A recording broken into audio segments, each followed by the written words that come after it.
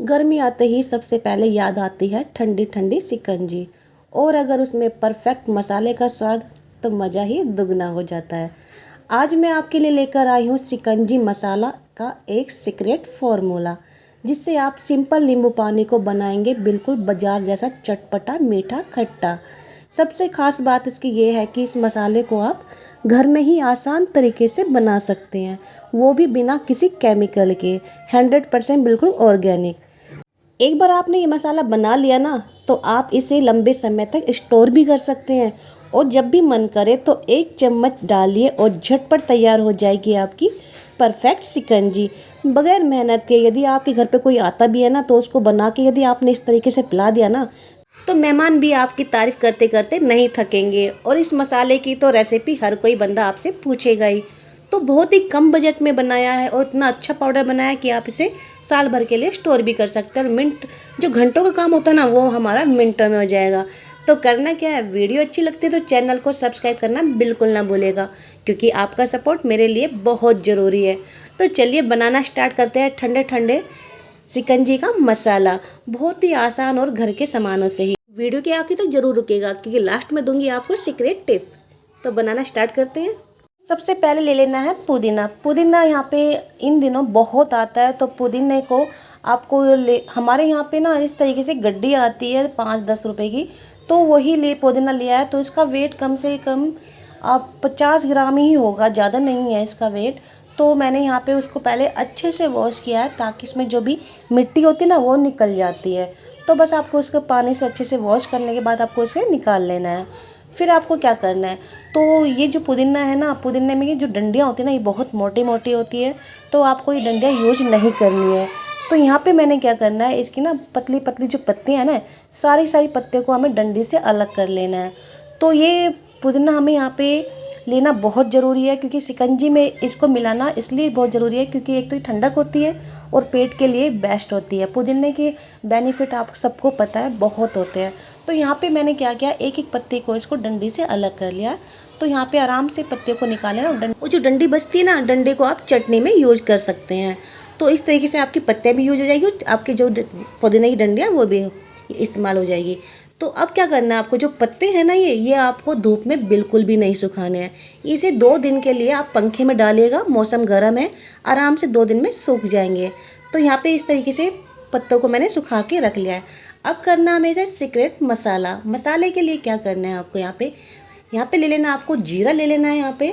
तो जीरा यहाँ पे 20 ग्राम बहुत है, 20 ग्राम मैंने यहाँ सौंफ लिया है। तो दोनों चीज़ें ले ली है। फिर इसके अकॉर्डिंग ले ली है हमने यहाँ पे मिश्री। मिश्री यहाँ पे ले लेनी है आपको मोटे वाली, या आपके पास धागे वाली होगी तो वो बहुत बेस्ट होती है।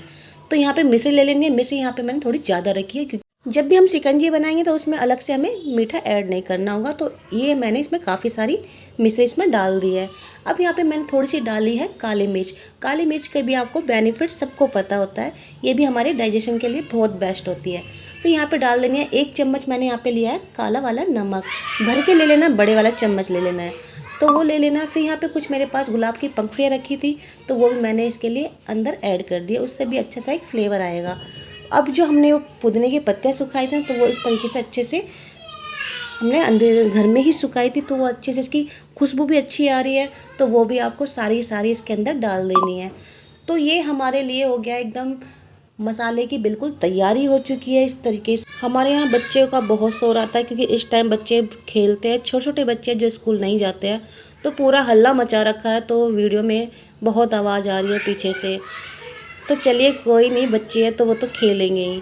अब क्या करना है आपको, इसे ग्राइंडर में डाल देना है, उसको अब पीसना है। आपको पीसना बिल्कुल एकदम बारीक पाउडर फॉर्म में पीसना है। तो लीजिए मैंने सारा इस तरीके से जार में डाल दिया है, और अच्छे से आपको इसे पाउडर फॉर्म में पीस लेना है। तो देखिए कितने कम सामान से, और हमारे किचन में ही सारा सामान मिल गया था। और आप इसे बाहर से मसाला यदि आप ऑर्डर करते हो ना, बहुत ही कॉस्टली मिलता है।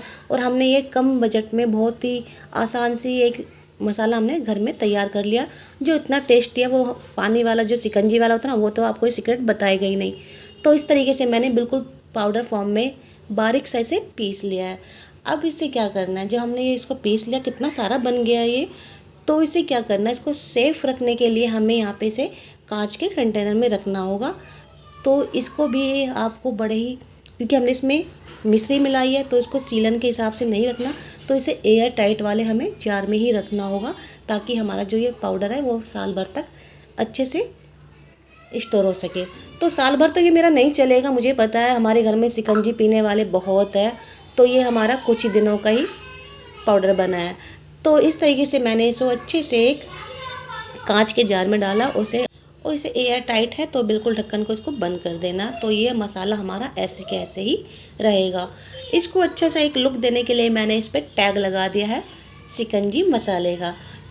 तो ये बच्चों को, मेरे जो बच्चे हैं ना, उन्हें शिकंजी पीने का बहुत शौक़ है, तो ये उनको ढूंढने की जरूरत नहीं पड़ेगी, इसलिए मैंने उनके लिए टैग लगा दिया है, इस पर लिख दिया है, जब भी उनका मन करेगा तो वो आराम से शिकंजी बना सकता है।